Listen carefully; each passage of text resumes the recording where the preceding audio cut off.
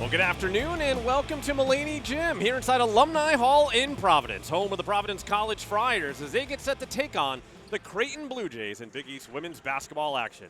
I'm Mike Mancuso, joined today by Megan Caffrey. And Megan, the standings starting to get a little bit tighter as things get closer to the Big East tournament. We'll take a look at those standings now and see some of the movement after last night's games. Well, quite the shakeup too, and this is where things get really exciting, Mike. You've got DePaul, who is the clear front runner right now, but then 2 through 7, anything can happen. It makes this game all the more important for both teams, really, as they try to secure a first-round bye for the Big East tournament. Now, when we take a look at this Creighton team, one of the players that's been playing extremely well as of late has been Temi Sarda. Temi Sarda is just consistent for this Blue Jay squad. She's one of 2 players to have started in every game, and she leads the team in minutes, Mike, which is a huge thing with this Creighton team who has been injury-riddled. She is taking a hold of this team.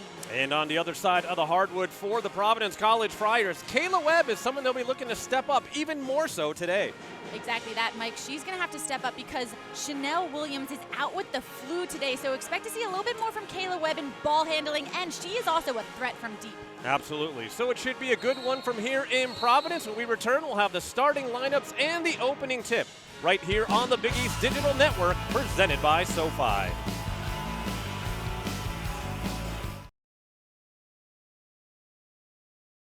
Big cities, big names, big legacies, big sisters and brothers, big ideas, big expectations, big stage, big results. That's the Big East way. Stand up stronger. I got the power, gonna raise it up. So high, we're shining brighter. We got the power, gonna raise it up. We got the power, gonna raise it up. We're running ahead, and we got to raise it up.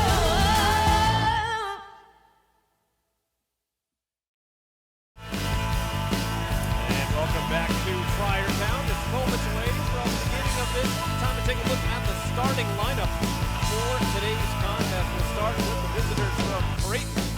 And for the Blue Jays and head coach Jim Flannery, really no surprises in the lineup that we're going to see here this afternoon. It'll be Tatum Rembow, Temi Sarda, Jalen Agnew, Gracie Griglione, and Olivia Elger, the starting 5 for Creighton. And Mike, the thing to look for with this Creighton Blue Jays team is Tatum Rembow is going to be on restricted minutes today. She's on a 15-minute restriction because that has to do with the fact that the Blue Jays had some travel issues last night getting in. This team did not get in until close to midnight last night. So Tatum has struggled with a knee issue. She was out for the first 6 conference games, and so that knee was bothering her a little bit last night. Now we'll turn our attention quickly to the Friars. An all-sophomore lineup for head coach Jim Crowley now in his 4th season. And we are underway in Friartown. Friars in the home whites, black numerals.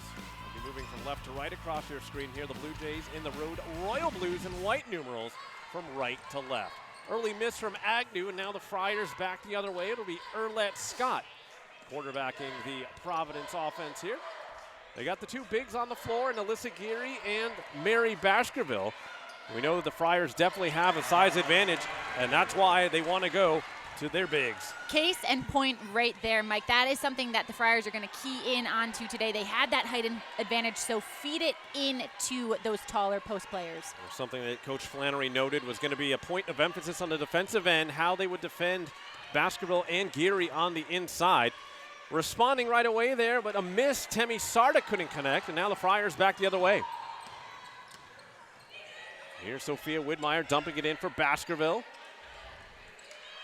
And Geary does have a shooting touch from the outside, so they'll have to be aware of that as well. And not just Baskerville and Geary, but also Sophia Widmeyer listed at 5'10". As we have a blocking foul, so an and 1 for the Friars as Baskerville gliding in towards the glass, lays it in, and it'll be at the line, a chance for the 3-point play. Great job by Baskerville there, just driving in, using her size and her height. Put it on the floor once and up. And just a touch too late there. And they're going to get Jalen Agnew with the foul. So the block on Agnew. So kind of the double whammy there. As Agnew, obviously someone they want to keep on the floor at all times. Preseason all Big East, but did have a concussion issue a couple weeks ago. Just finally got back into the lineup last weekend in that game against Marquette. As Baskerville completes the three-point play. But how about that, Mike? You look at Agnew on defense, and she's still playing aggressive, so I think that's a positive takeaway, that she's not being a little bit too tentative coming back from that concussion. Yeah, Agnew has certainly developed as one of the best players in the Big East. Little turnaround jumper that time to get her first points of the day. Smooth. Arlette Scott now in the Friars go back to work. And so far, the Friars have been able to find Baskerville and Geary quite a bit. However, a 3-second violation. Baskerville just couldn't get rid of it quickly enough. Would have been a good look for Kayla Webb, though, on the outside.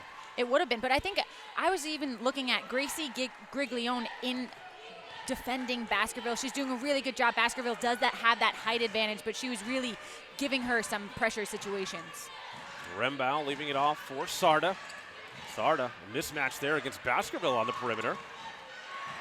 Elger, and we'll talk about her in a few moments, as she's got her own issues today as the Blue Jays battling quite a bit of adversity. Here's Elger for three, and she buries it.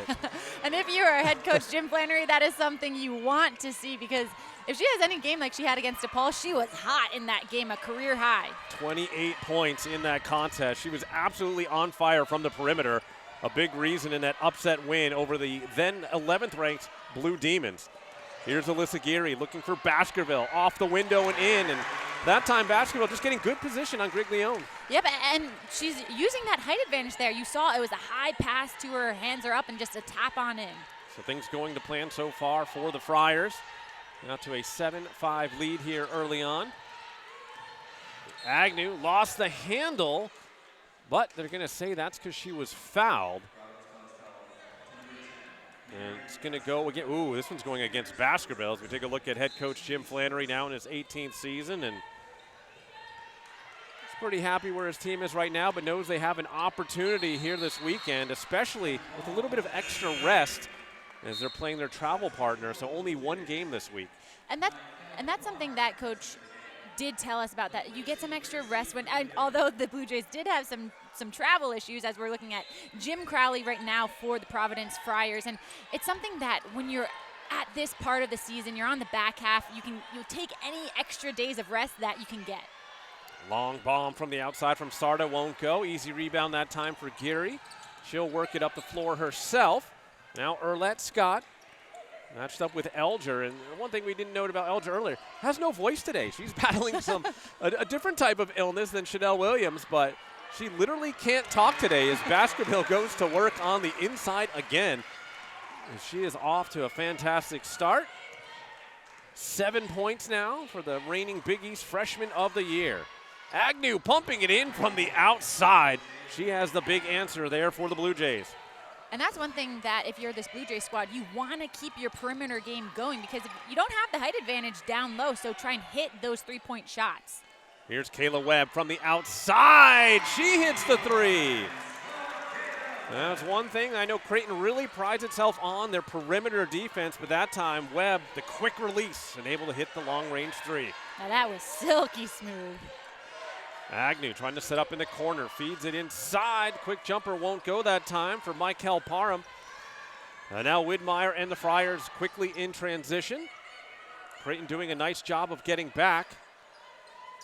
Webb now looking for Arlette Scott, off the glass and in. Great pass there, finding Arlette, putting one bounce on the floor and up. Use that backboard whenever you can.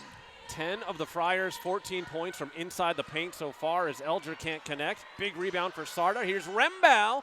A little too long on that one, and Baskerville skying up for the rebound. Fast pace to this start of this one, but now Scott's going to slow things down here for a moment, let everyone catch their breath. How about about that, Mike. Maybe they both took a little tag from playing DePaul last weekend.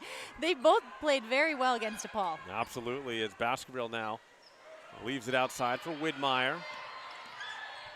Erlet Scott down to 4 on the shot clock. Going to have to force it up. And rattles it home. Friendly Mulaney Gym roll tonight. You take that friendly roll whenever you can.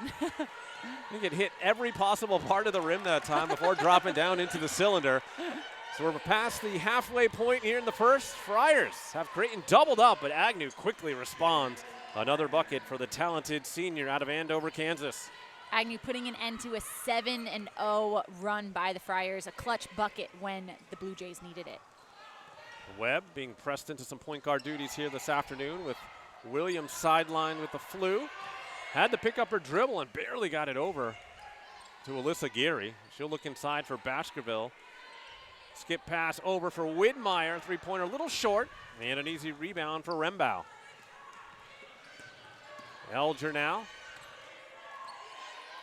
Check over her options. Goes with Agnew. Up top, Rembow once again. Elger trying to set up shop on the perimeter. Got the step on Geary and delivers the hoop. Great job just forcing herself under the basket right there. Erlet Scott now working against Sarda.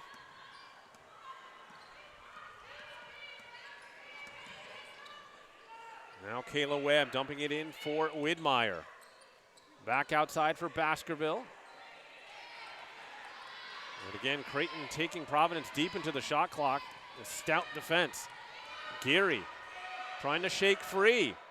The triple move won't work that time, and the rebound into the hands of Elger. Great job by Geary, though, working that size advantage right there. She knew that she could get a shot off. Sarda's three won't go, and the Friars will once again catch their breath as a collective unit. And both teams have 3 subs each lined up and ready to come in, as there really haven't been a lot of whistles so far. Webb, a little handoff for Widmeyer. Inside for Scott, up and in. Erlet Scott now with 4 points here on the day. It's been someone that has steadily seen her minutes increase, and her play has been taken up a level or two as well. And she'll be forced into extra action today as Agnew buries it from the three-point line. Agnew, 10 points already here in the first quarter. And it's actually funny, in talking with head coach Jim Flannery, you know, the Blue Jays were able to upset DePaul without Agnew, and then he did say it was funny that you've got your best player back when you're playing Marquette, and they did fall to the Golden Eagles then. But we're able to see that now. Jalen's starting to get back into the swing of things after being out for that concussion. Well, it's raining threes here in Providence as Webb puts the Friars up 21-15. Timeout on the floor. We'll step aside as well. This is the Big East Digital Network, presented by SoFi. You're watching Creighton basketball on the Big East Digital Network. My parents never taught me anything about managing money. The amount of student loan debt I have, I'm embarrassed to even say. We just decided we didn't want debt any longer. I didn't realize how easy investing could be. I'm picking companies that I believe in. I think SoFi Money is amazing. Thank you, SoFi. SoFi, thank you. We love you.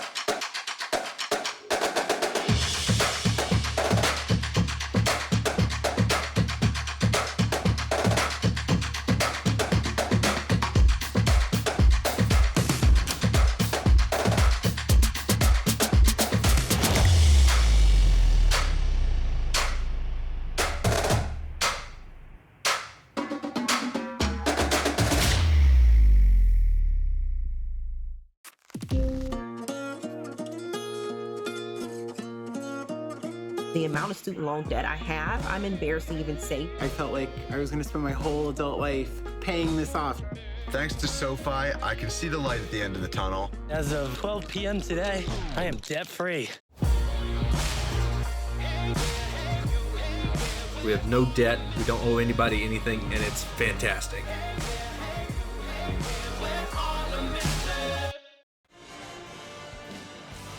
And welcome back to Mulaney Gym here inside Alumni Hall. Mike Mancuso alongside Megan Caffrey, and Friars out to a 21-15 lead and trying to do something they haven't been able to do very much, and that is beat the Blue Jays. You can see right there, Creighton with a 13-2 advantage in the all-time series. You got to go back a ways. The last time the Friars were able to beat Creighton, and actually it was last year, but Creighton has dominated in the all-time series. But looking specifically at this game right now, 3-pointers on both sides, and kind of interesting, kind of strength against strength. Is Providence one of the best three-point shooting teams in the Big East? And the Blue Jays are the third best three-point defensive team in the league, and that was something that head coach Jim Flannery told us that he prides himself so much on, and a large reason why this Providence Friars team is doing so well is because of Kayla Webb. Sarda, who's been cold to start the game, buries a three there, and all of a sudden it's back to a three-point game. Here's where it's going to get interesting for Providence today, is they've had to make a whole bunch of substitutions. They now have Heaven Bristow, Andrea Cooper, and Kira Spiewak in the game. And right away, a three-pointer for Sarda and then an offensive foul for the Friars. But again, he's got to find creative ways to get some rest for the bigs, Alyssa Geary and Baskerville, if they're going to continue to play a big role in this game. That's exactly true, Mike, because they can play such a big role, but they cannot be just worn down and exhausted. So get them onto the bench, maybe give them a minute or two rest so that they can come out with some hot hands and some fresh legs. And another three-pointer from Sarda. You talked about it in the open, how well she's been shooting from the perimeter as of late. That is continuing here right now as she has tied things up at 21 apiece. Mike, in over the last 4 games, Sarda has been 13 of 18 from long range. They must have heard us talking about three-pointers earlier because they are raining here today. She is 2 of 4 now from beyond the arc as we approach the final minute here in the first quarter. Friars trying to regain the lead. Stifling defense here for Creighton. It's going to force a shot clock violation. Nowhere for the Friars to go. That was just excellent defense by this Blue Jays squad. And both of these teams are usually slower and they take shots off a little bit further into the shot clock, but just great defense there by Creighton, not allowing any good looks for Providence. Coach Crowley trying to get his team back in order here for the final minute. Agnew checks out, as having checked in was Peyton Brodsky. A turnover there and then a foul, as Andrea Cooper got absolutely trucked by the freshman Carly Batchelor. And that'll be the first personal on the freshman out of Topeka, Kansas. It'll reset the shot clock, so about a 12-second differential here between the clocks heading down this final stretch of the first quarter. Andrea Cooper now setting up against Brodsky. Now the kick out, Webb. Able to pull up for the jumper. And a lead back to Providence. Great job by Kayla, just being aggressive, getting down the lane right there. So chance here to hold for the final shot for the Blue Jays. Sarda listening for instructions from Coach Flannery. And now we'll go to work. Batchelor, little handoff for Brodsky. And the ball tipped around, another turnover. And that'll do it for the first quarter. Friars come up with a big defensive stop to hold on to the lead, and they lead this one by 2. We'll be back with more from Alumni Hall. This is the Big East Digital Network, presented by SoFi. You're watching Providence Women's Basketball on Big East Digital Network.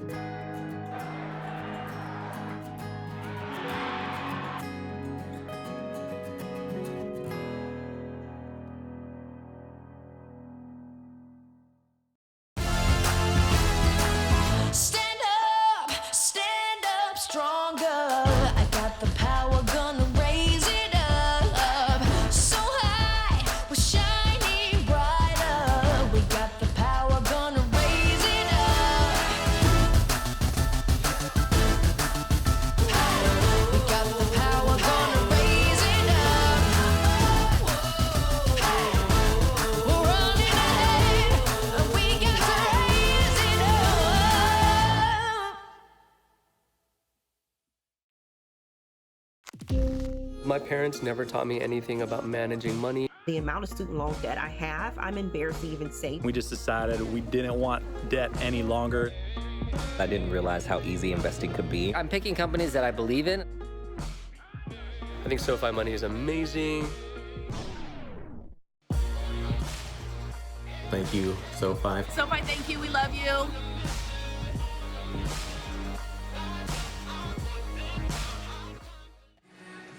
And welcome back once again to Alumni Hall. Mike Mancuso alongside Megan Caffrey. And if you're enjoying what you're seeing today, you're going to enjoy the Big East Women's Basketball Tournament. Of course, it returns to the Wintrust Arena in Chicago in a little less than a month now. Hard to believe that. It's almost tournament time. March Madness on the horizon. You can get your tickets at bigeast.com/WBB tickets.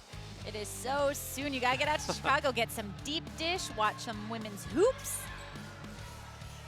An outstanding venue, and now in its third year as the host. Of course, the home of the DePaul Blue Demons, who at this point look to possibly be the 1 seed as the Friars go to Heaven Bristow on the inside. Can't quite connect, but does earn a trip to the line. Freshman from Brooklyn, New York. Part of a very heavy New York flavor for this Providence side. But we saw Providence right there doing what they did so well in that first quarter, which was driving to the bucket. They had 14 points in the paint to Creighton's 6 in that first quarter. So they're using their strength, they're using their height advantage and trying to drive in. Well, the one thing that we were talking about off air was how is Providence going to find the time for Geary and Baskerville to rest? Obviously, they are the big keys for the game today, as the points in the paint are going to be one of the primary determinants of who wins today. But finding ways to get those players some rest as they average, between about 22 and 22 minutes apiece. As the long-range shot does not fall for the Blue Jays. So we saw them sit out the final 2 minutes of the first quarter, and now starting the second quarter on the bench. And for the Friars to be successful, they got to still be able to pound the rock on the inside. And Sophia Widmeyer now matched up with Brodsky. It's amazing what it looks like with those two players on the bench, because now it's a lot more evenly matched team out there height-wise. Andrea Cooper floats it up, and that one will not go. Agnew the rebound, and now quickly ahead come the Blue Jays through Chloe Dwarick. Brodsky thought about the three. Now finds Sarda, who had the hot hand. That one off the side of the rim and will trickle out of bounds. They're going to say last touched by the Friars. As it looks like Elger checking back in, as will Batchelor. And for the Friars, Alyssa Geary back into the lineup now. Agnew finally able to get it in for Batchelor. Still plenty of time left on the shot clock. Elger, who's voiceless today, swings it on over. Agnew, little hesitation, three won't go. Loose ball into the hands of Widmeyer. Widmeyer leaves it off for Webb, and now Geary. And Webb will back it out and reset things for Providence.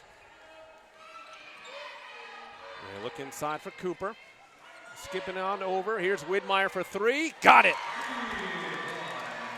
How about that for Sophia Widmeyer? 10th three-pointer in Big East action for Widmeyer. And she has seen an expanded role as of late with injuries to players like Olivia Orlando. Brodsky floating it up, and she gets the friendly rim here this afternoon. Kayla Webb now surveys the scene with Erlette Scott on the bench. And Chanel Williams unavailable for today's game. Webb will see extra time at the point. Dumps it inside for Geary. Off the glass, no good, and the rebound handled by Brodsky. And then I think they got a foul on Spiewak as well.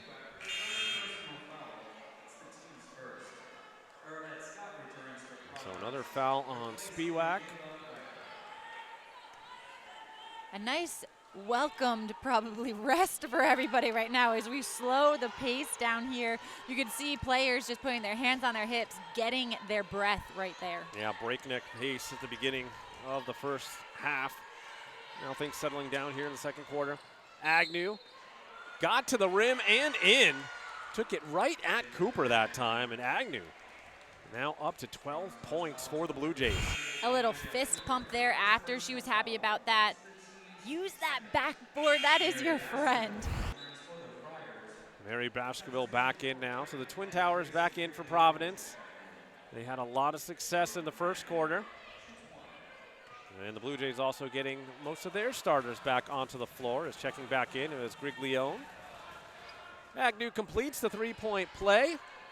She's out to a quick 13 points already. She averages just under 19 per game. Here's Erlette Scott trying to penetrate against Sarda. Baskerville has it stolen away. Elger was able to get down and dirty on the hardwood. Agnew on the perimeter, puts it up. And that won't go. Baskerville another rebound. And Erlette Scott will lead the charge. Widmeyer now working against Agnew. Geary a mismatch against Sarda, but couldn't capitalize. Elger as Agnew swings it back outside. Griglione for three. Nothing but net. What a play there. Great look by Jalen Agnew, passing it back for the open player. Such an unselfish move by the senior. That gives Creighton, I believe, its first lead of the game at 29-27. As the Friars trying to regain that magic they had in the first.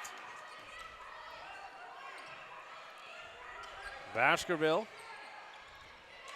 got caught in a double team and then turned it over. Quickly down the floor. Nobody keeping pace with Batchelor, but Alyssa Geary, the big block on the other end. Yeah, at that point, the size advantage, there's just nothing you can do on it. What a well-timed block, though, by Geary. Geary is all over, all ball right there. Able to avoid the contact and getting her 35th block of the season. Was 5th in the Big East coming into the game. Of course, Mary Baskerville atop the block leaders. Here's Elger. Trying to force her way in past Widmeyer, leaves that one a little short. Great work by her, just pushing in and then getting some separation, but just like you said, Mike, a little too short right there. She was trying to get it off before the shot clock went all the way down. Webb in the Friars now. Scott turns it over. She just ran into a trio of Blue Jays right in the middle of the lane.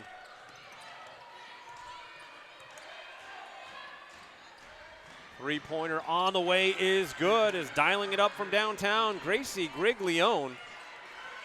And not usually one of their three-point specialists, was just 3 of 12 before that in Big East contests. Here's Baskerville to turn around, and such a sweet shot for Mary Baskerville. She just does it so easy. It's effortless coming out of her hands. A 3-point lead now for the Blue Jays. Elger waiting for some movement. Here's Agnew from downtown, and another three ball. The threes just keep on coming. That's the 8th made three-pointer of the game for Creighton. I mean, I'll take it.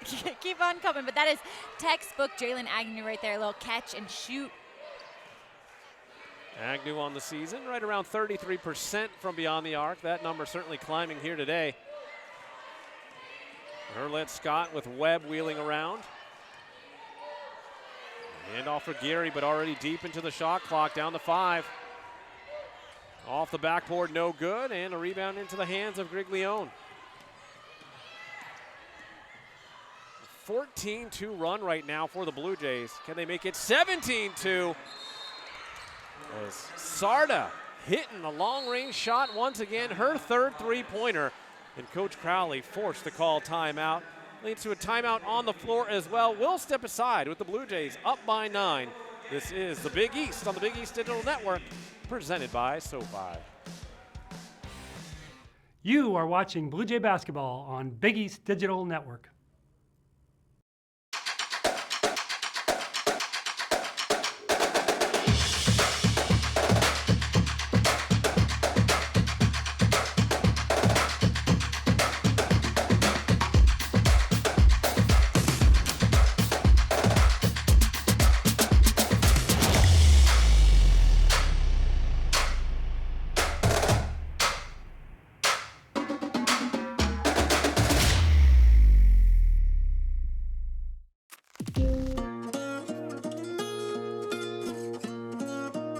The amount of student loan debt I have, I'm embarrassed to even say. I felt like I was going to spend my whole adult life paying this off.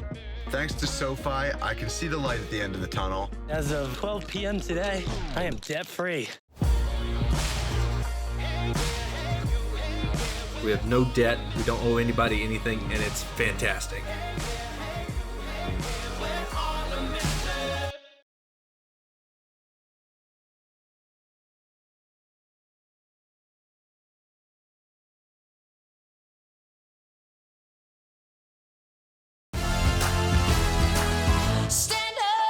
Stand up stronger. I got the power, gonna raise it up. So high, we're shining brighter. We got the power, gonna raise it up.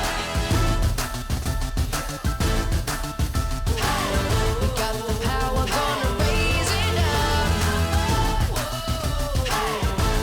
We're running ahead, and we got to raise it up.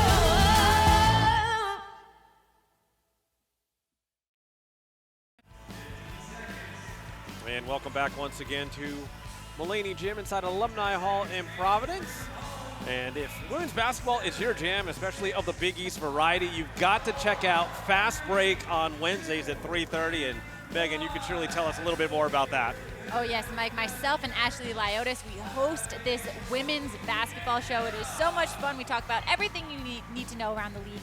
Coming up on halftime, you'll hear from Fox Sports analyst Kim Adams, who we spoke to with all of the projections for the NCAA tournament, what's been happening around the league, and what she was expecting could potentially happen in the standings this upcoming weekend, which we already talked about earlier in the broadcast, Mike. Last night was so much fun in women's hoops. Today is fun, and then tomorrow to cap it off, we are going to see plenty of movement. Yeah, a ton of fantastic Big East games coming your way this weekend. As we get back to this one, the Friars now trying to stop what is a 17-2 run by the Blue Jays, as the Friars offense has gone cold here in the second quarter. They try to find that magic again. Andrea Cooper able to slip through down the lane, gets her first bucket of the game. And that's what Providence needs to do. Go back to what was working so perfectly in that first quarter and drive it into the paint. Despite the big run by the Blue Jays, the lead just at 7. Well, make it 9 after that move by Jalen Agnew. Might have got away with the push that time, but the referee's not buying what the Friars were selling on D. Up top it comes now for Geary around Spiewak, and now Webb in the corner. Friars have shot the ball well from the perimeter, but have only managed to launch 4 shots. As Geary just forcing it up that time. Good defense out of Carly Batchelor. Excellent work by the freshman. She's one of the best conditioned players on that Blue Jays team, according to head coach Jim Flannery. She was a 3-sport athlete in high school, and you can see it right now. She's able to get up and down the floor so easily. I believe he was saying that she was all state in 3 sports, which is absolutely incredible. And then to come in as a freshman and lead the team kind of in their fitness training, absolutely outstanding. Tells you what kind of shape she is in. As another miss for the Friars leads to an opportunity here for Creighton. Agnew leaving it for Elger, puts up the 3, left it short. Webb able to haul it in as we've got 2 minutes left here in the second. I can tell you one thing, Mike. I was not a 3-sport all-state athlete in high school, that's for sure. Alyssa Geary hits the big bomb from downtown. Cuts the lead down to 6. And that's the thing we've seen from time to time. She is able to hit that 3-point shot, and that'll help open things up on the inside later on. Geary she really is such a dynamic player, though, because she has that height. She's able to hit from all over. Kayla Webb steals it and lays it in. Got the best of Sarda that time. And a mini run here by the Friars now, who are back to within 4. And Sarda that time just got maybe a little too complacent with the dribble. And the quick hands of Webb led to the transition hoop. And Spiewak trying to get around Michael Parham, but in the process, the collision, and picks up the foul. To your point, though, Mike, you cannot get complacent when you're going up against Kayla Webb. She is such a good one-on-one defender. She will lock in, zone in on you, and as we saw right there, was able to get that steal and finish it. Creighton able to get it in, and another quick foul on the Friars. Looked to be Widmeyer with the contact. only the 4th team foul, so no free throws yet for the Blue Jays. Elger struggling to get it in, finally floats it over for Agnew. Brodsky able to find Elger. Now Agnew goes to work. Little turnaround and another silky smooth play. Agnew up to 20 points in the first half. It's not even done yet. And although she did miss those games due to concussion, Mike, she has come back and she continues to make a case for herself to try and get that Big East Player of the Year award. Absolutely, as Erlette Scott able to draw a little bit of contact with Elger. And to continue that discussion with Agnew, I think the funniest thing was, you look at the performance that she had throughout before her injury. She was leading the league in scoring at one point, 2nd in overall scoring, and she still remained 2nd in overall scoring, although she was injured. She comes back, and she's just adding to it today. Mary Baskerville getting another bucket. She has not missed from the field yet. 5 of 5, 11 points for the talented sophomore. Is Creighton now an opportunity to have one last shot here, about 2-second differential, as Elger takes a peek up at the clock. Widmeyer staring her down. And now Agnew coming off the screen, puts up the 3. Won't go. Brodsky fighting for the rebound, is tied up by Baskerville, but took a hard fall at the end of that. It's a little bit shaken. Now the possession arrow does favor the Blue Jays. Batchelor back in. We'll see what Creighton cooks up with 4 seconds left. Off the bottom of the backboard, and they're going to get a foul. How about that inbounds, though, right through the legs, and Sarda just unable to finish it off. How about those jumping jacks on the defense? She was getting height off the floor. Widmeyer was a good couple of feet off the floor.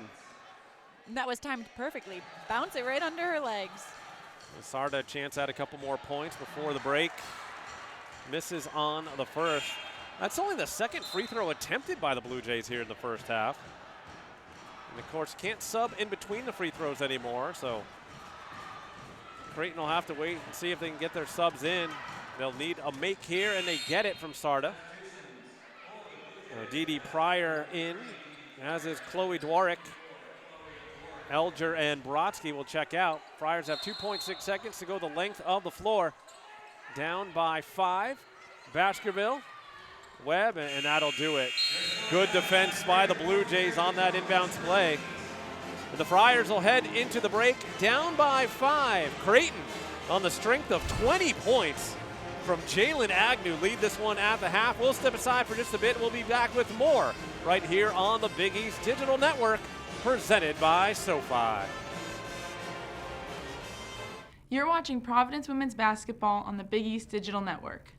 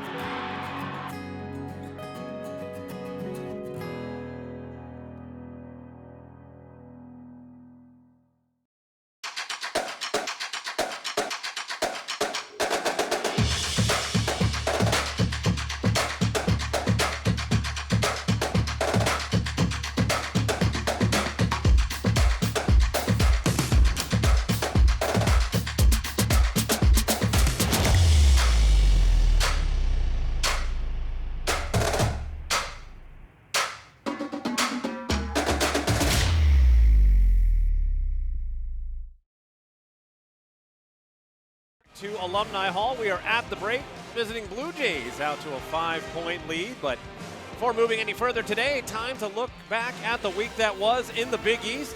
Take a look at some of the award winners from last week's performances, and really saw some great ones across the board throughout the league.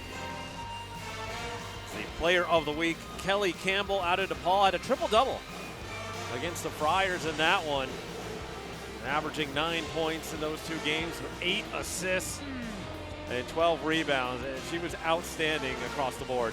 Yeah, she was just the 19th Division I player to notch a triple-double this season. Kelly Campbell is just one of the engines that makes that DePaul Blue Demons team go. She is just such a dynamic player, and you were able to see it with that success that she had this past weekend. And of course, Maddie Siegrist earns the Big East Maddie Siegrist Player of the Week again, as it should be renamed. This is the 9th time she's won it this season.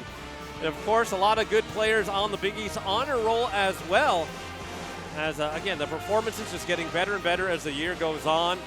Elger, those 28 points in the upset victory over DePaul. Just getting to see her today, but how about some of those players that we see out there? Mary Gadeka, Shadeen Samuel. I mean, all of them just outstanding. Oh yeah, and you can't look past Kristen Spolier for the Butler Bulldogs. She is just completely a dynamic player. She had a game high of 25 points, 11 rebounds in last Friday's win over Xavier. And she is when you think of that Butler Bulldogs team, she is that player that you think of. Absolutely. So time for the Step Side once again. We'll be back with more from Providence. This is the Big East Digital Network presented by SoFi.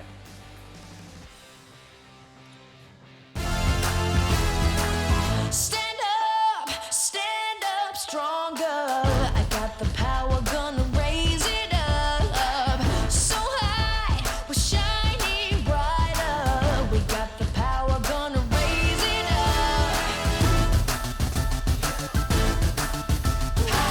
We got the power, gonna raise it up.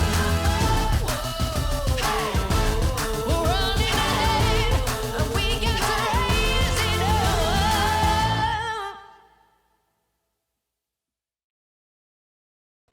And welcome back to Alumni Hall in Providence. National Girls and Women in Sports Day was this past Wednesday, February 5th. The Big East Conference is proud to celebrate the strong and inspiring women participating and thriving across the sporting landscape. Hear from some of women's basketball standouts across the league on their greatest female influence in sports. My greatest female influence in sports would be my older sister. She is a basketball player as well, and she plays at the collegiate level. And I also was able to always look up to her and admire her as a role model. She's faced a lot of adversity through the sport, so just having that connection with her has been really great. Serena Williams, she's opened up so many doors for women, just in how she carries herself and like all the things that she has brought to her game in tennis, even endorsements and all the commercials and opportunities she's opened for women. I think that would have to be Skylar Diggins. Just I love how she embodies herself as a woman and how she plays hard and she never steps down to anything. I really enjoy Sydney Leroux from the U.S. Women's National Team. I just actually watched her video series on her having a child and coming back from that. So I think I like how she has pursued and be a great leader on her team, as well as some other. Natisha Heidemann, because we knew each other for however many years, and seeing her go to the league is just amazing. Allison Felix and Serena Williams. Those women are just amazing in the things that they do. They just continue to pave the way for myself, and as a basketball player, athletes such as Maya Moore, Della Don, because I kind of try to mimic their style of play. On the court and off the court, they're just great women to look up to. I really hope to be just like them one day and all their success, and also give back to the sport that they've played in.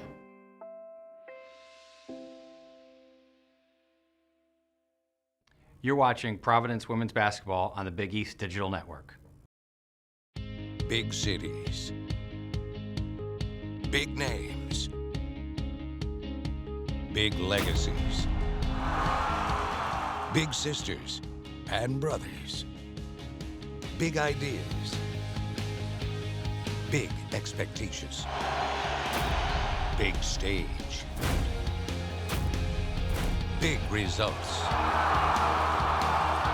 That's the Big East way. All right, we gotta be all in, all right? We gotta make sure we play with great passion. You have felt each other and helped each other and allowed yourselves to be helped with that, all right? We've got a great opportunity to do that today. This is who we are.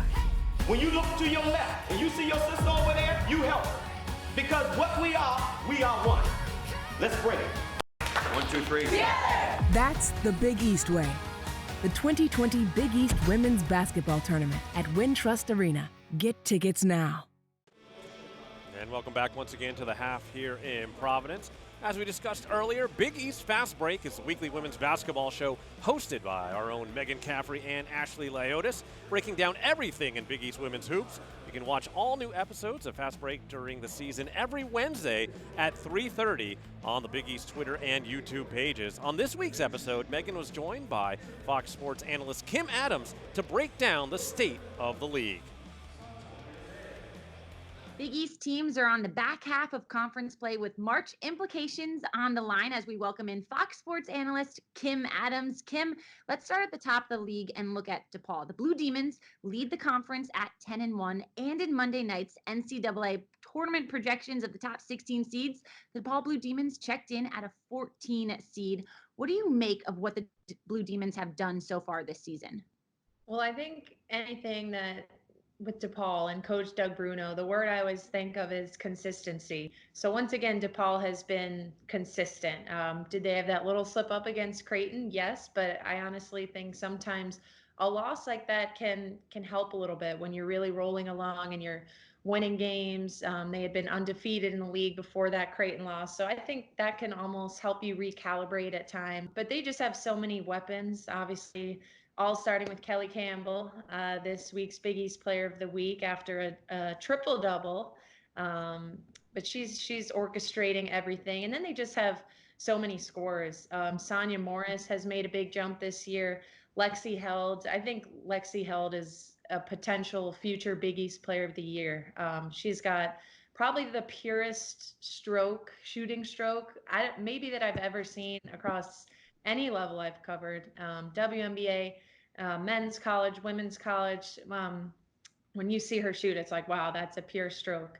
So they just have so many guards. They don't have a ton of size, but the way they play, they don't really need to rely on any size. The way they can just get up and down the floor, really get teams out of their comfort level. Once that press comes on and they're forcing turnovers, you can get a signature DePaul run where if you're playing them, you might be down 2, and then all of a sudden you look up and you're down 12. So again, I think that Creighton loss may have helped them. On the topic of tournament projections in Charlie Cream's latest bracketology, both of those teams were included. There were 2 of 4 teams that Charlie Cream has in there: DePaul, Creighton, Marquette, and St. John's. What does that say to the depth of the league this year? Absolutely. I mean, I think it would be great for the league to get 4, maybe even 5 teams in. I like that those 4 teams are in. I think maybe a 5th could sneak in as well.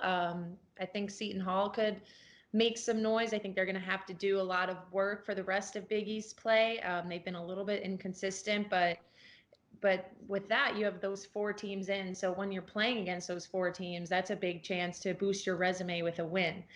So I think a team like Seton Hall just has to recognize those opportunities that are ahead of them, and that it's not just impacting that one game, but their chances of getting into March Madness.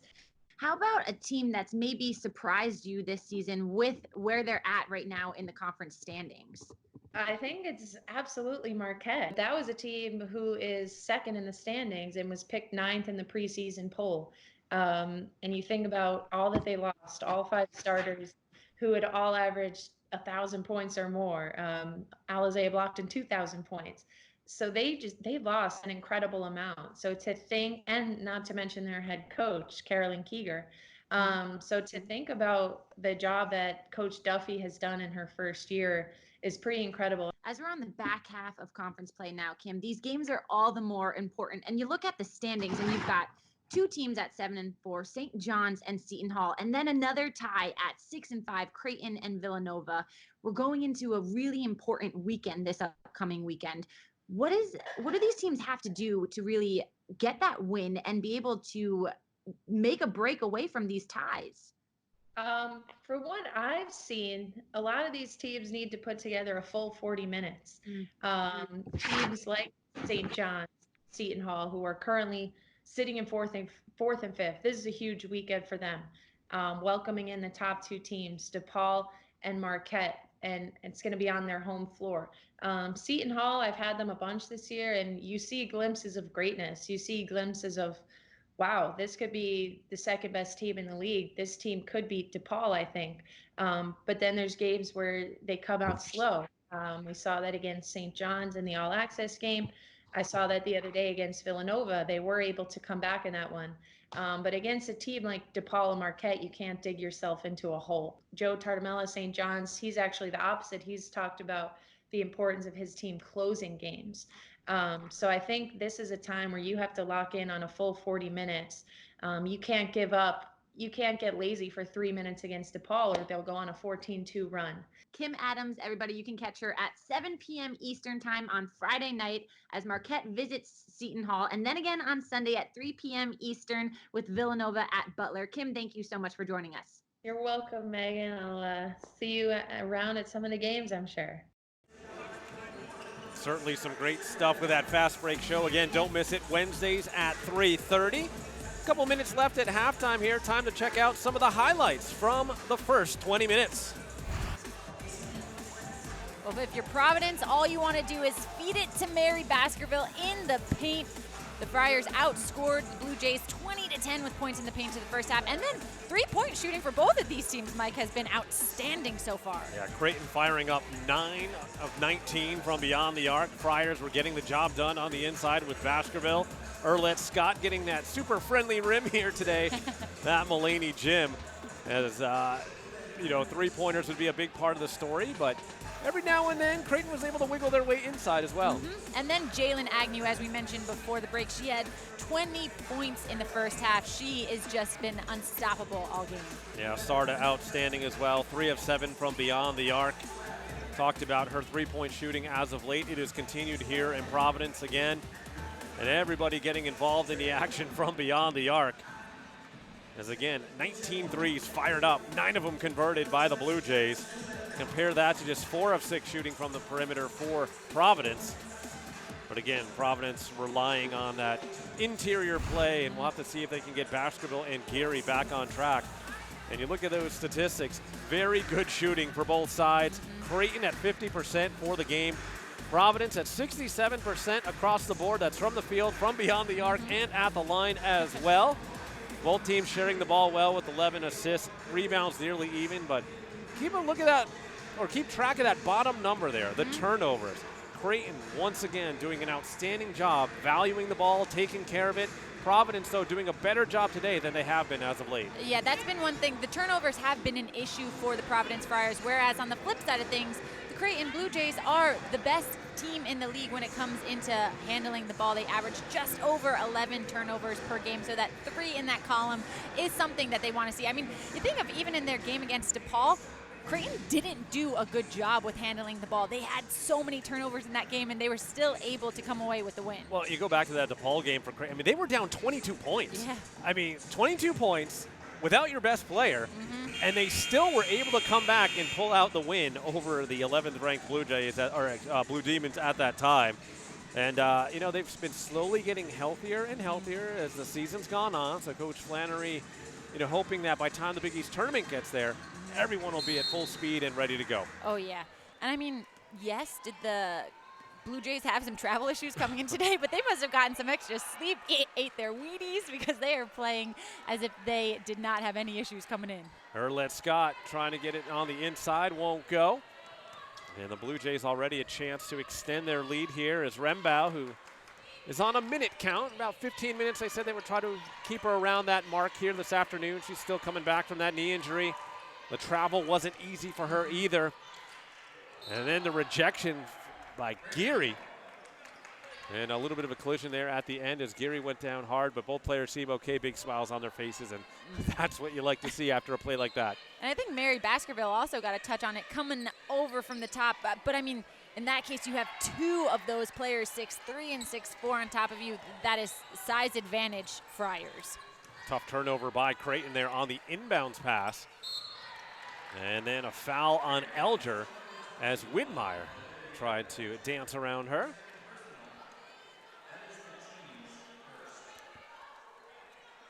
So 21 now on the shot clock for the Friars.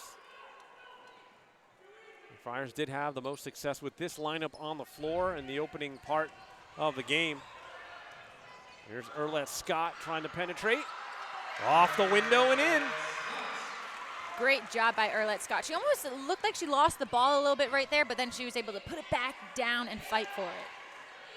We'll see how Creighton responds. Here's Elger. Now Rembow. Floats it up and in. How about that for Tatum Rembow? Looked for the three, saw she wasn't quite comfortable with it, a couple dribbles in, open jumper. Providence now looking inside. Here's Baskerville matched up against Griglione. Scott on the perimeter. As Geary checks two. Webb now dumps it inside for Scott. Trying to get around Sarda. The kick out here for Widmeyer, already down to 5 on the shot clock. A drifting shot that time will not fall for Widmeyer. And here come the Blue Jays. Rembow conducting the offense here with Agnew up top, and now Elger. Agnew curling around, puts it up, and got hacked. And that one should go against Alyssa Geary. Yeah, Alyssa Geary just getting her hand in there a little bit. Great job by Agnew, still going up for that contested shot. And just the first on Geary here this afternoon. Agnew at the line, where on the season has not missed in the Big East. It continues that trend. One of the best free throw shooters in the conference. Number 1 coming into the weekend at an impressive 93%. One player you really do not want to foul if you're Providence. She is now up to 22 points for the game.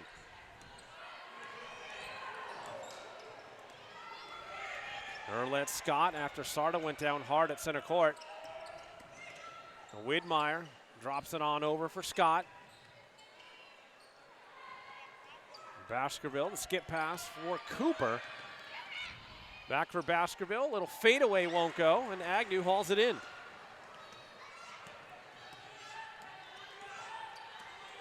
Rembow working against Widmeyer. Agnew trying to fight through a screen, and now from the outside, Griglione can't hit.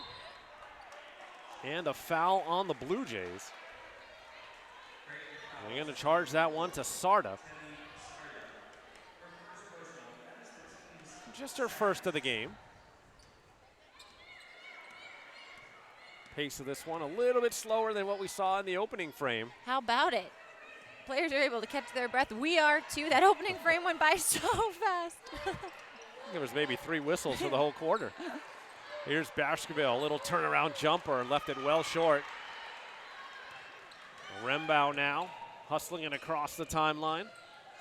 Agnew has a good look for 3 and hits. Catch and shoot, that is Agnew's game. She is so good at that. 25 points now for the senior, and if you're wondering, her career high is 34. She has half of Creighton's points here today. Scott dumping it in for Baskerville. Strong take, and that one is going to be blocked, but that's because of the foul on Griglione. Great job by Griglione there, putting her hands up, but just a little bit too much contact there. But, yeah, you know, that's kind of what you're going to get when you're going up against Mary Baskerville. She has that height advantage on you. The best thing you can do, put your hands up, try and contest her, but unfortunately coming away with the foul. Well, Baskerville has had her struggles at the line this season. For the year, around 60%, but looked pretty good on the first. Alyssa Geary set the check in for Baskerville at the next opportunity, which she'll have to wait for now. In for Creighton is Rachel Saunders. Haven't seen her a lot today. Rembow, Saunders, and now Agnew. Puts it up for 3 again, and this one won't go. Scott back the other way. She works against Elger, spins past her. Widmeyer from the corner. Hits the side of the rim, and no one there on the rebound attempt, but a foul away from the ball as Baskerville got tied up with Griglione. And it will go against Gracie Griglione. And now here's where Coach Crowley getting creative with the time management for his bigs. Geary in for Baskerville.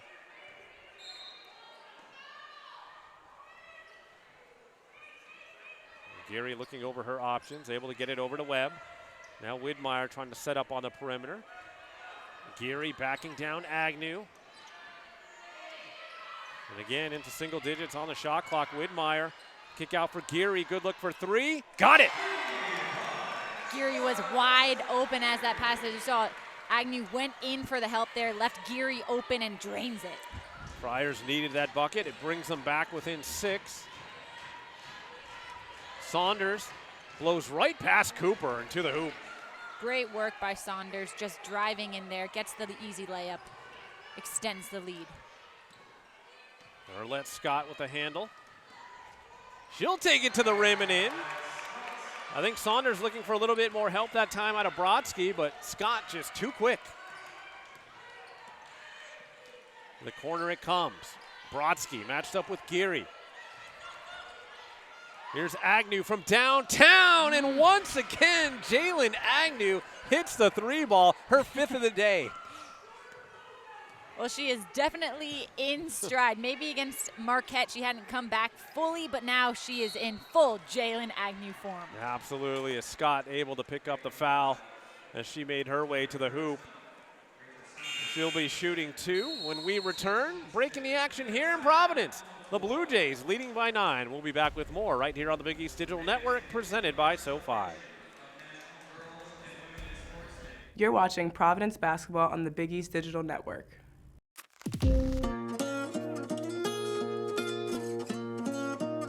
The amount of student loan debt I have, I'm embarrassed to even say. I felt like I was going to spend my whole adult life paying this off.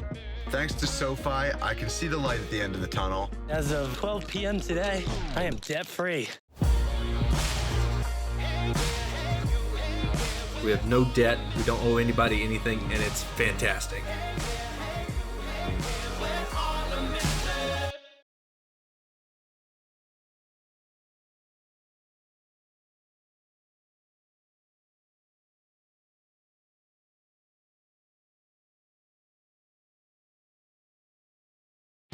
Big cities.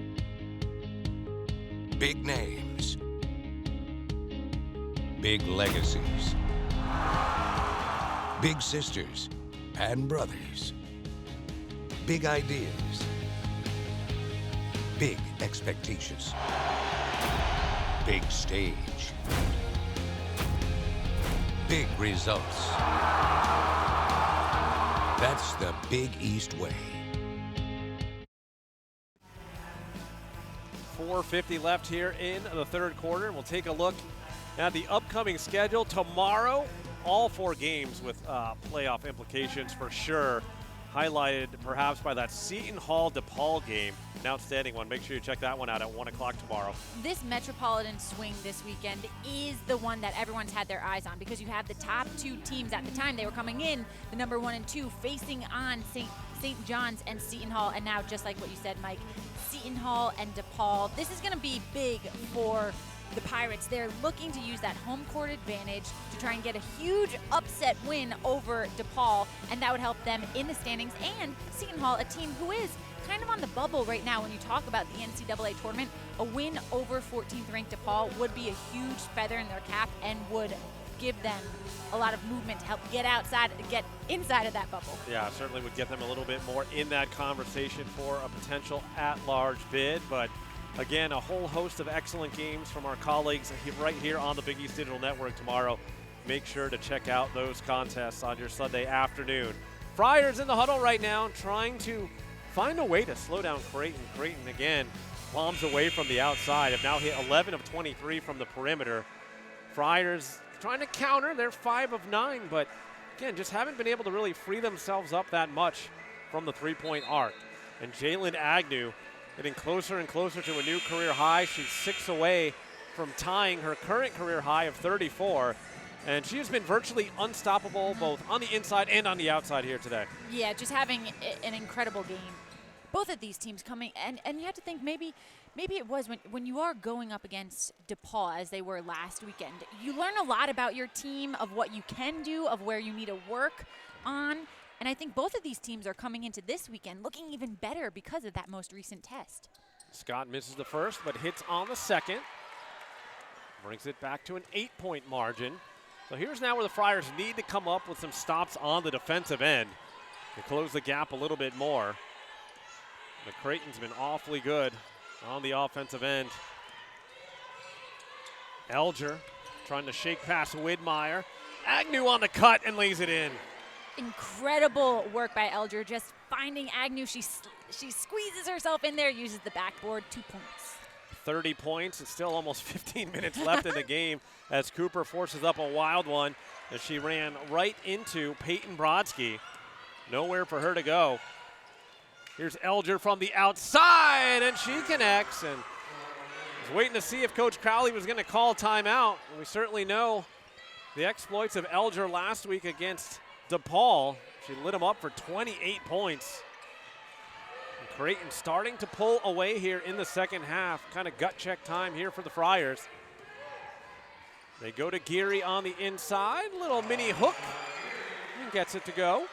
Great work by Geary. That's something that this Friars team needs. They need to just get some buckets here and there, start chipping away, and then get a couple stops. Big defensive possession here for the Friars. Brodsky now out on the perimeter.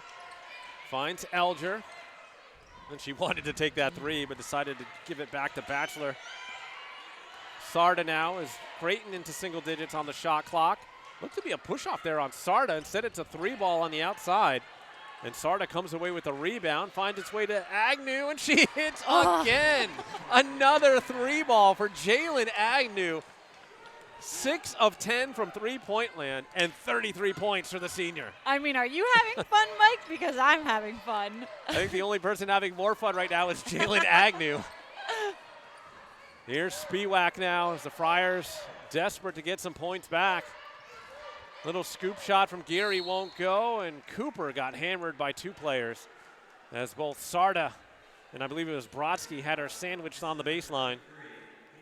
And on that topic, Mike, I remember going all the way back to Big East Women's Basketball Media Day and speaking with Creighton's head coach, Jim Flannery. When he was talking about Jalen Agnew, he was just like, it's her senior season this year. My biggest hope for her is that she just has fun. And I think in this game, she's coming out having fun. Unfortunate with the injury that she did have with that concussion, but she is coming out and playing just back at that top level.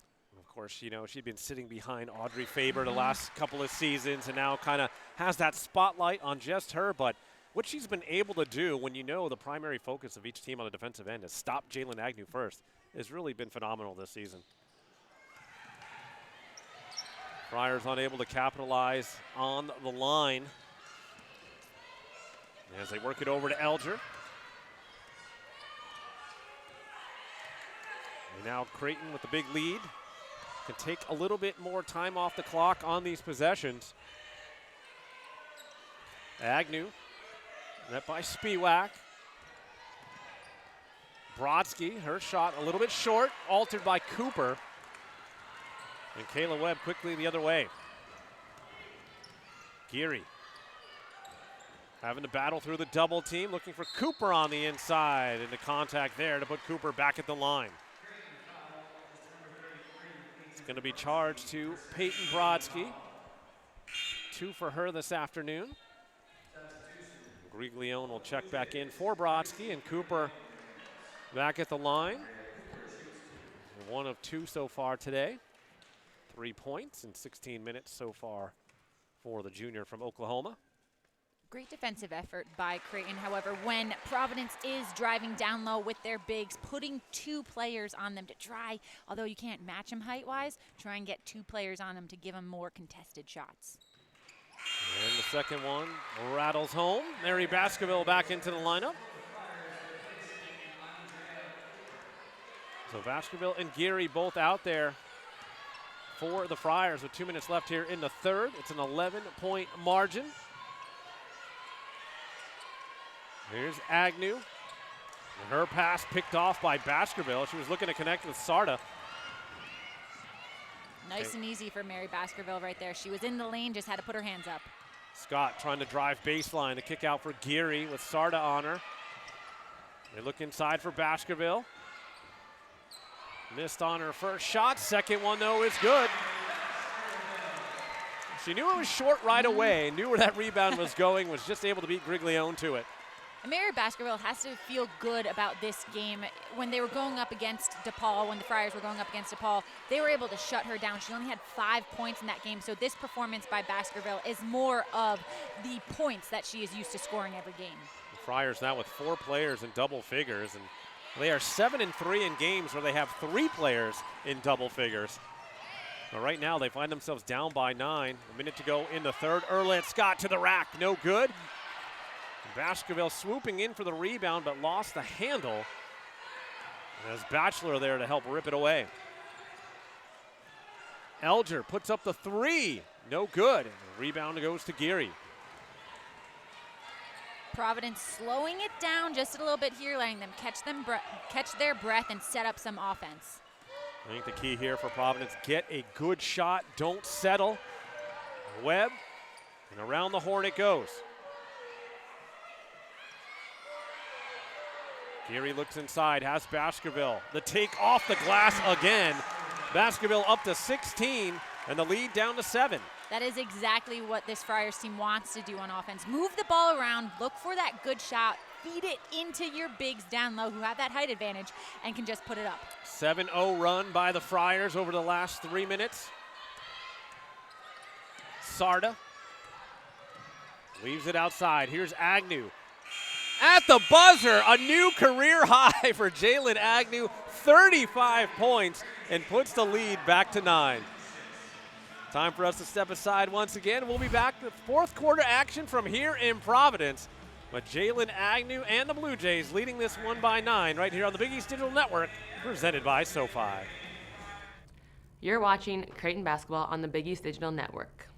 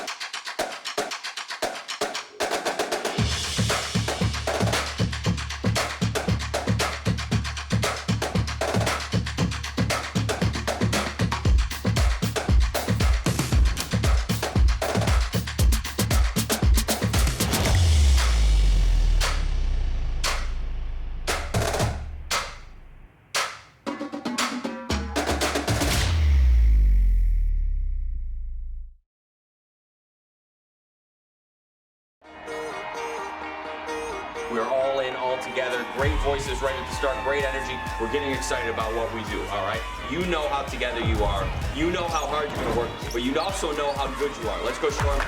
1, 2, 3. Together! This is our time. When we bring it together and we all locked in, we coming back in this locker room with a victory. That's the Big East way. The 2020 Women's Basketball Tournament at Wintrust Arena. Get tickets now. My parents never taught me anything about managing money. The amount of student loan debt I have, I'm embarrassed to even say. We just decided we didn't want debt any longer. I didn't realize how easy investing could be. I'm picking companies that I believe in. I think SoFi Money is amazing. Thank you, SoFi. SoFi, thank you. We love you.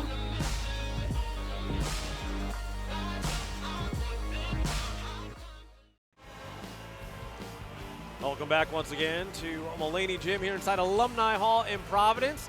The Creighton Blue Jays onto a 9-point advantage thanks in large part to Jalen Agnew. Already a career-high 35 points, and we've still got 10 minutes to go, but talk about efficiency. 13 of 18 from the field and 6 of 10 from beyond the arc. And she'll be one of the players you'll get to see at the Big East Tournament from the Wintrust Arena in Chicago. Less than a month away. Make sure you get your tickets now. It's an outstanding venue in the Chicago area. You can get them at bigeast.com/WBB tickets. It is such a fun event that the Big East puts on. And if you like women's hoops, you are guaranteed some excitement there. DePaul looking to defend their title. Well, here we go. Agnew. The kick out this time for Elger. Good look for 3. Won't go. And Baskerville had a touch to it, but they're going to say deflected out of bounds off of Agnew.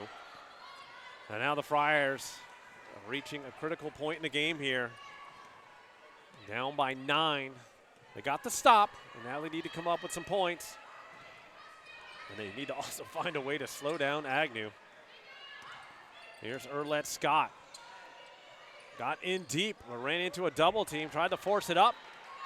And Michael Parham there to disrupt. Erlette Scott getting a little bit contained by that double team. She wasn't able to find her open player. Mary Baskerville was open there. She was able to kick it out to her. They could have produced a little bit more. Agnew got caught in deep. And then the pass deflected as Batchelor tried to return it to Agnew. Friars again in transition. Spiewak open for 3. And an unfortunate bounce over the backboard and out of bounds. But Friars really couldn't ask for a better look than that for Spiewak. An unfortunate miss by Spiewak because she is a part of this Friars team who she is able to hit the long-range shots. And when she was out with the injury, you could tell that the Friars were missing her three-point production. Yeah, she hits from over 40% from beyond the arc. Of course, missed about 4 games already this season. Was worked back into the lineup last weekend against DePaul and Marquette. There's Elger leaving it for Agnew. Agnew trying to work against Webb. Little fadeaway that time, too strong. And a foul on the rebound attempt. It's going to go against Baskerville that time. 2 now on Baskerville. And she's done a good job today of staying out of foul trouble, being able to give Coach Crowley more minutes on the floor. Agnew, good look for 3. Nothing but net again. Now the question is, can she get to 40? If those threes keep falling like that, Mike, I don't think she's going to have a problem. No signs of slowing down. She's got 7 3 balls today as Geary cannot connect. Creighton now, a 12-point advantage. Their largest lead of the game has been 14 points. They have a chance to reach or exceed that here on this possession, but before that, we're going to get a foul away from the ball. It's going to go against Alyssa Geary, her second personal. And I think the Friars are going to call timeout to talk things over. We'll step aside as well with Creighton starting to pull away here in Friartown. We'll be back with more right here on the Big East Digital Network, presented by SoFi.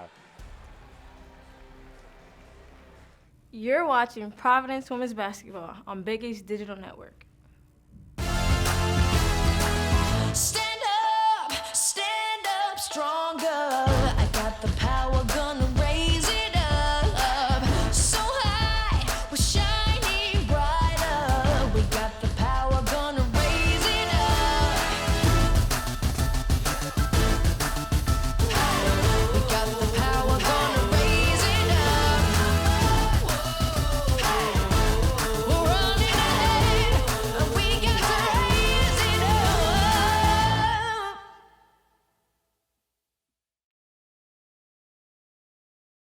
Big cities.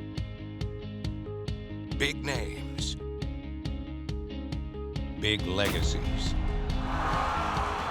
Big sisters and brothers. Big ideas.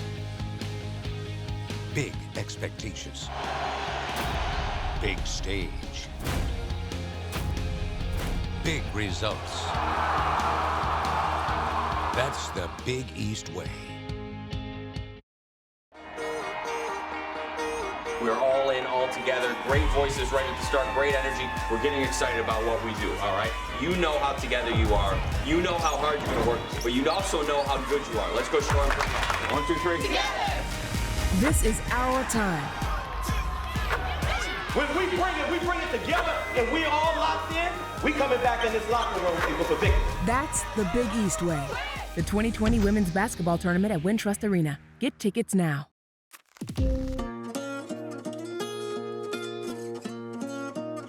The amount of student loan debt I have, I'm embarrassed to even say. I felt like I was going to spend my whole adult life paying this off. Thanks to SoFi, I can see the light at the end of the tunnel. As of 12 p.m. today, I am debt-free. We have no debt. We don't owe anybody anything, and it's fantastic.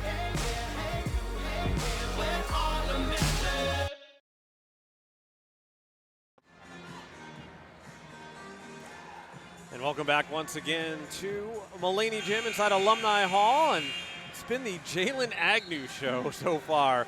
38 points for the talented senior. She has been on fire, especially from the perimeter, where she is 7 of 11.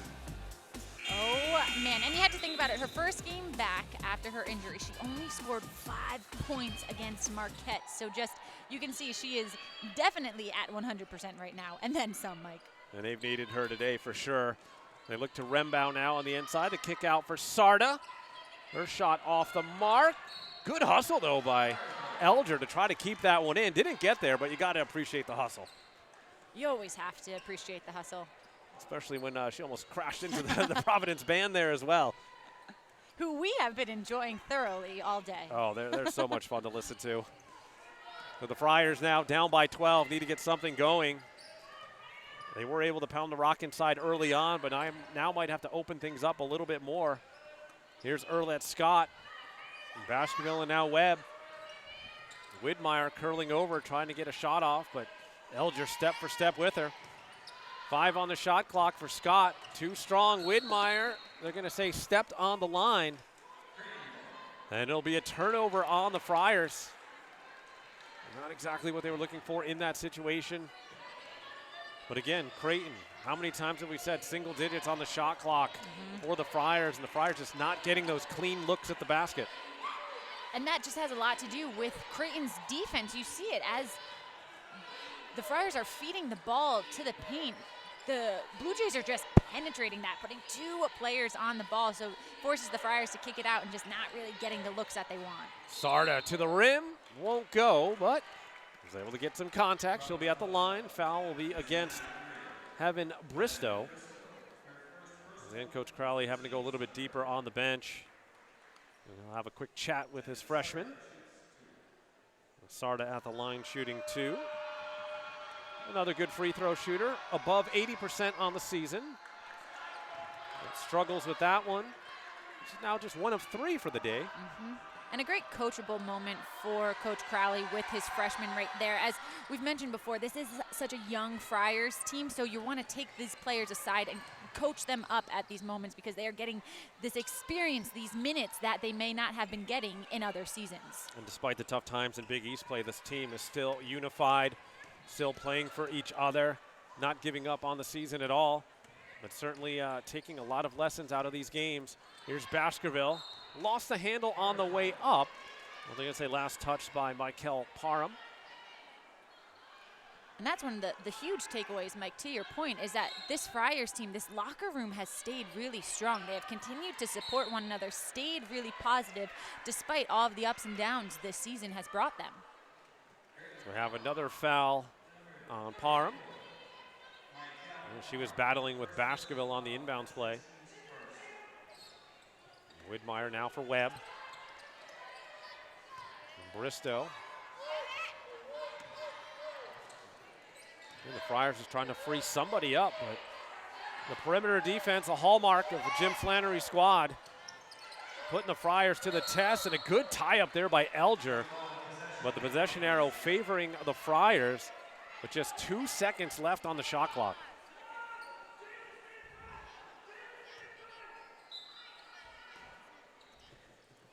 Baskerville, the quick tip, won't go, but somehow drew contact.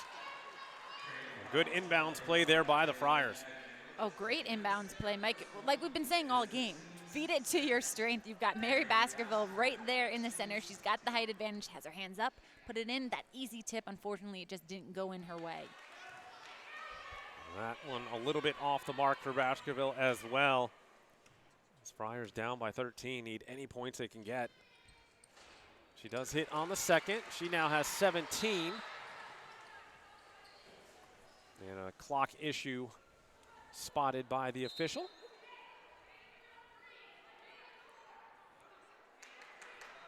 Not sure if time was taken off or it just didn't start. Either way, they seem to have figured it out.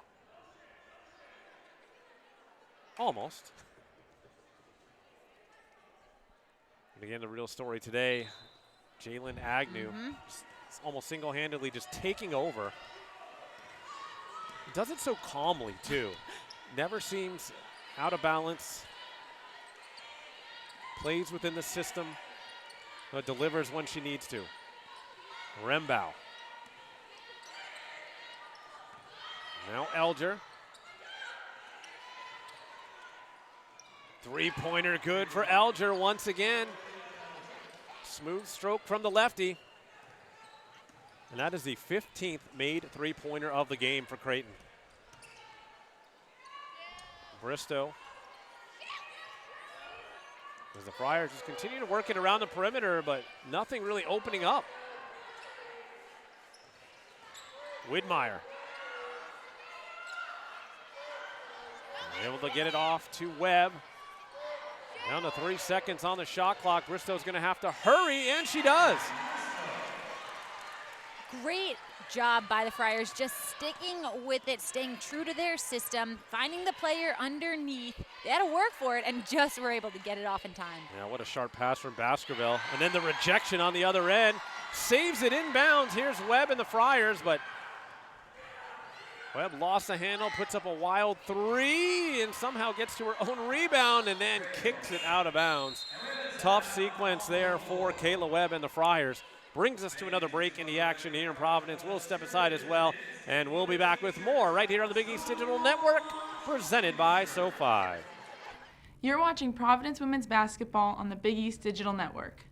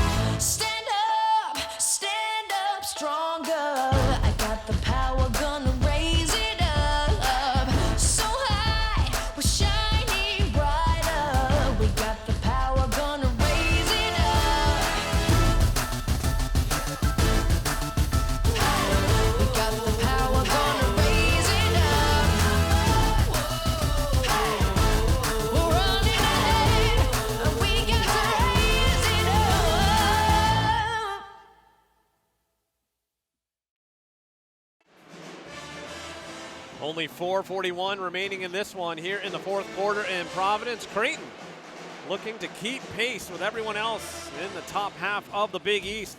Friars looking for their second Big East win of the game, but you look at the upcoming schedule first for the Blue Jays, it doesn't get any easier. It does not get any easier. Having that Metropolitan swing that we were talking about earlier before, Mike, those are some really tough tests that Creighton is going to have. And then you go on and you play Butler, Xavier, and Villanova to finish it off. So for Creighton, this is this team that, when you look at the Big East Women's Tournament basketball tournament bracket, that you want to get a bye in the first round. You don't want to have to play that first round. So they are playing to try and get that bye. We certainly know they can make some noise. On the other side for the Friars, they'll be hosting that Metropolitan swing there as Seton Hall comes to town next Friday for a Valentine's Day matchup, and then on Sunday they will host St. John's before hitting the road once again to take on Xavier Butler, and of course closing out against Georgetown and Villanova to wrap up their season. But it's felt like there's a lot of games left, but there really isn't, as that playoff picture really starting to take form. We are coming down to the wire, and for the Friars, they have 5 of their last 7 regular season games at home, which I think is going to be really welcomed for this Providence team. They have been on the road a lot this season. That was planned by Coach Crowley. He wanted to do that to test his team, but now I think that's kind of welcome. When you're getting to the home stretch, it's really the home stretch now. Deep into the shot clock go the Blue Jays. Elger fires it over for Saunders. Around it goes Sarda for 3. Could have been a dagger, but instead it's a rebound for Saunders. And they'll get to take another chunk out of the clock. As Elger just content to hold on for now. Creighton spreading the floor out wide. As Baskerville nearly picked Elger's pocket. There's Agnew and a shot clock violation. Not the worst thing at this point in the game with a 13-point lead, able to take the full time off the clock for nearly 2 possessions straight there. And of course, I'm sure Coach Flannery would love to have a couple more points as well. Great defense by the Friars, though, especially by Mary Baskerville. Just getting her hand in there, trying to get a steal. Wasn't able to get it, but just pressuring that Blue Jays team. And how about that look with Erlet Scott camping out in the corner and Geary forced into bringing it up the floor. Here's Scott for 3, and that was the old, oh, I guess I'll take it. He buries it, makes it a 10-point game. It's there, oh, might as well. Sarda walks it across the timeline. And now Saunders around for Elger. Agnew's been quiet in this quarter, is yet to score. And she is just 2 points away from 40.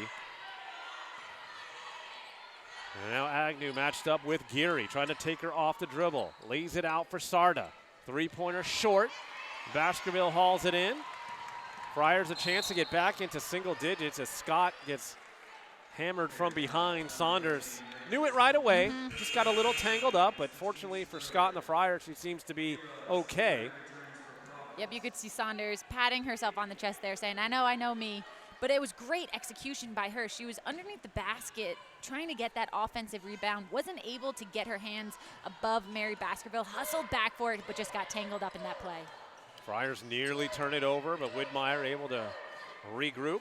Baskerville now off the window again, and that is just her bread and butter. Blue Jays lead down to 8 again. And Coach Flannery is going to have Sarda check 2 and call a timeout with 2:31 left here in the 4th quarter. We will keep it here as a big possession really for the Blue Jays. Try to get that lead back into double digits as the Friars have done a nice job of fighting back, but do they have enough left in the tank? You have to imagine for Creighton, maybe find a way to get it back into the hands of Jalen Agnew. She really hasn't seen the ball a lot here in the 4th quarter. She hasn't, and that's credit to Providence's defense. They've been able to hold Creighton scoreless for just over 3 minutes, and they have been chipping away, trying to get back in the game. They're on a 7-0 run right now, so a huge possession for both of these teams right now, because if Providence is able to come away with another big stop here, they can get themselves even closer and feed the ball to Mary Baskerville, which has been working so well in this game. Use either her or Geary with that height advantage and continue to chip away at the lead. Yeah, Baskerville up to 19 points on 8 of 11 shooting from the field. Here's Sarda. Widmeyer. Providence with a foul to give, should they choose. Sarda nearly lost the handle. Now Agnew trying to penetrate. Kick out for Elger, and the 3 is good. Big time shot from Olivia Elger, the senior from Peoria, Illinois. Friars now working against the clock. Alyssa Geary able to get around her defender, Saunders. Geary just working for it right there. Over one shoulder, can't see it, over the next, up and in. She's got 12 points, again, 4 Friars in double figures, 3 for the Blue Jays. Baskerville all the way out to center court to take on Elger. Down to 7 on the shot clock. Elger lost the handle. Baskerville fighting for it, and they're going to award the ball to the Friars. with 1:26 left. They might want to take a look at this. Baskerville swiping away at it, both of them fighting, and certainly close. And Baskerville had her hand under there. I don't know. They're definitely going to take a look at it, but great. I mean, the takeaway there is great defensive effort by Baskerville. Well, it will be interesting if they do wind up awarding it back to Creighton.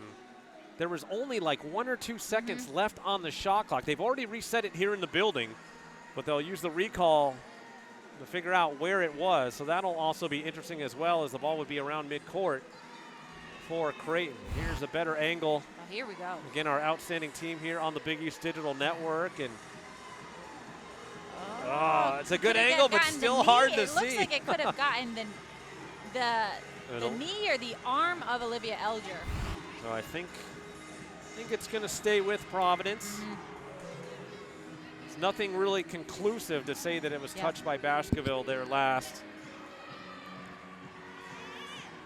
As Flannery works the whiteboard to figure out a play, the Friars in the huddle now, realizing that they need to pull off something special here down the stretch. Just 1:26 left. Here's another look.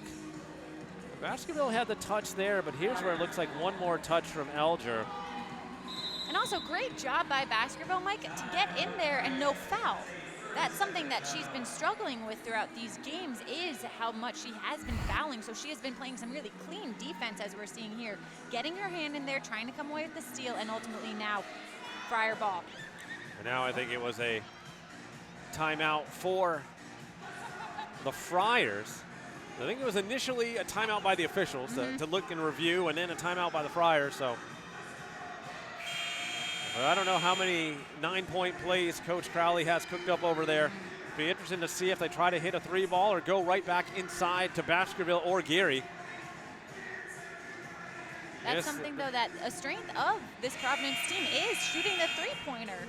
So maybe it is throw up a three-pointer, hope you get fouled on it. And here, instant pressure out of the Blue Jays, going to the full press. Make life a little bit more difficult. They have a foul to give as well. Elger, though, a big-time steal. With no voice today, but Elger letting her play speak volumes out there for the Blue Jays. Another foul on the Friars. That is their 4th. So now with the next one, the Blue Jays will be shooting 2 the rest of the way. And the first one up to the line will be Tatum Rembow.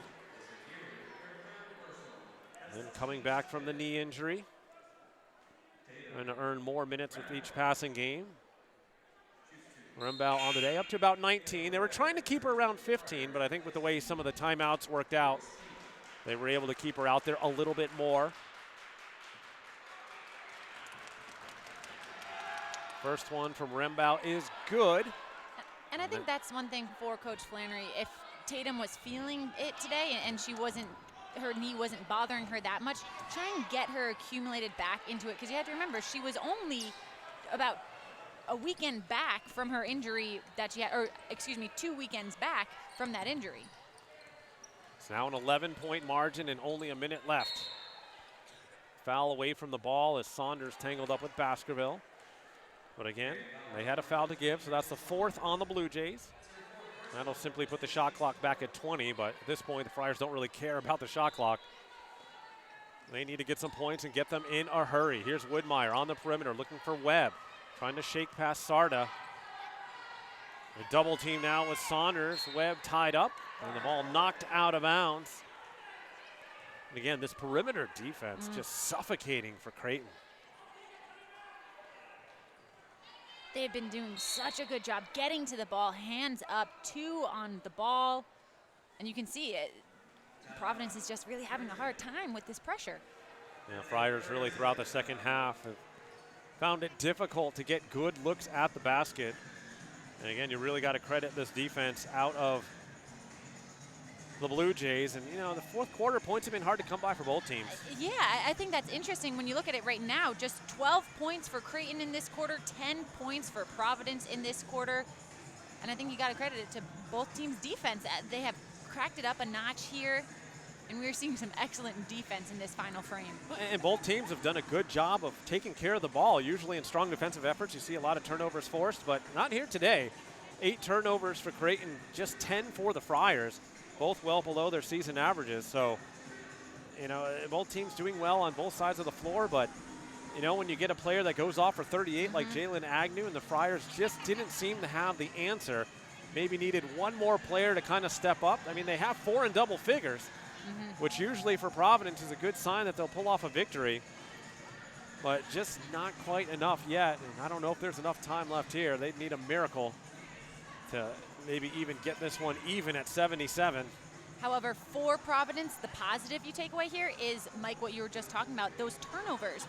Coach Crowley told us coming into this game that turnovers have been a consistent issue night in and night out for Providence. And now you're looking at it right now with this has got to be a positive with how well they have taken care of the ball today. Yes, has part of it been because they have been shooting a little bit more efficiently? Yes, but you also have to credit the fact that they are locked in and taking care of that ball. Now the Friars in their last game against DePaul, 25 turnovers. They had gotten off to such a great start against the Blue Demons, but turnovers wound up killing them. DePaul 41-18 advantage and points off turnovers in that one to close out the 22-point victory. But here today, the Friars doing a much better job really across the board. I mean, they're shooting the ball well, limiting their turnovers, but sometimes it's hard to stop someone as good as Agnew when she has the day she's having. Baskerville got caught too far underneath the hoop. And now the blue of the Creighton Blue Jays can run off a little bit more time. Doesn't look like the Friars are going to lengthen this one with fouls, as they have basically conceded here. So I guess we won't see Agnew get up to 40 today. With 38 through 3, she had a good chance, but just didn't get really that many shots, I don't think. I don't even think she took a shot in this quarter. I guess we can say maybe next time, Mike, huh? Here's Erlette Scott, the miss on the inside. Second chance will go. Brings it to a 9-point lead, but that'll pretty much do it. Creighton Blue Jays will improve to 15-8 overall. 7-5 in the Big East for the Friars. They will drop to 10-14 on the season. 1-11 in conference play. A huge day for Jalen Agnew, the big story. She finishes with 38 points. We'll step aside for just a few moments, and when we return, we'll be back to close this one out from Providence right here on the Big East Digital Network, presented by SoFi. You are watching Blue Jay basketball on Big East Digital Network. Big cities. Big names. Big legacies. Big sisters and brothers. Big ideas. Big expectations. Big stage. Big results. That's the Big East way.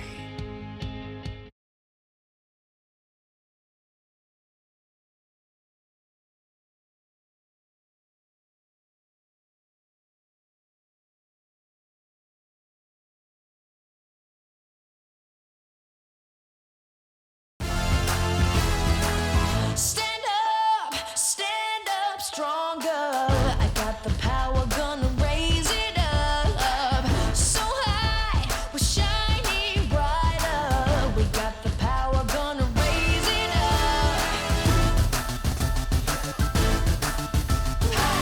We got the power, gonna raise it up. We're running ahead. We got to raise it up.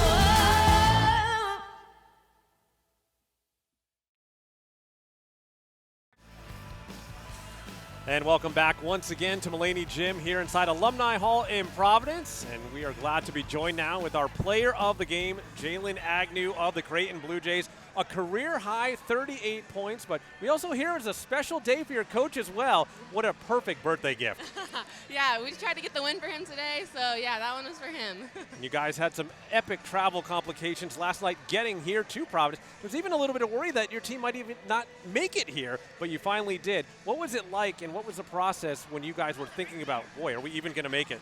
Yeah, we were just trying to stay focused. We knew like we probably weren't going to get that much sleep, so we had to come out and fight for these 40 minutes. You know, today we can do whatever, like for the rest of the day. We just had to come and fight these 40 minutes and make it up, yeah. Jalen, 7 3-pointers for you today. A lot of that is off the catch and shoot. How is that a strength of your game? I would say just our plays. Flan has great plays, and my team really buying in and trying to get me open looks. They're really great at setting screens and getting me those open looks. So, yeah, just their attention to detail and Flan's play calls.